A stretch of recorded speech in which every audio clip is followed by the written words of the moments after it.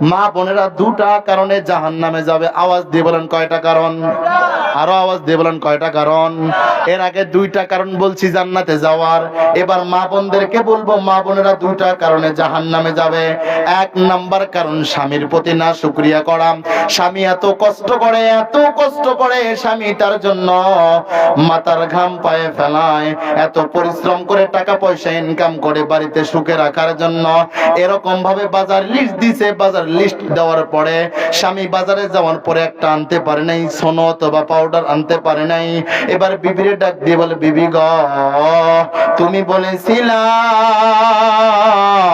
আমি তো আনতে পারি নাই গো বিবি, আগামী কাল কাম শেষ করে রাত্রে বেলা গিয়ে তোমার জন্য পাউডার আর সোনো আনবো। এবার বলে, আজকে তো নতুন না, বিবাহ হয়েছে 9 বছর হয়, তুমি আমার জন্য করছোটা কি? কথা বলেন ঠিক কিনা? দ্বিতীয় নাম্বার কারণ হইল এরকম ভাবে আল্লাহ তাআলার বিধিবিধান গুলো না মানা। আল্লাহ পাকের বিধিবিধান যারা মানবে না, যে সমস্ত মা বোন মানবে না, পর্দা করবে না, এক নাম্বার না শুকরিয়া, দ্বিতীয় নাম্বার পর্দা, দ্বিতীয় নাম্বার কি? কথা বলেন ঠিক কিনা? আজকে মা বোনদের পর্দা হয়ে গেছে ডিজিটাল জর্দা। এ কথা কয় না।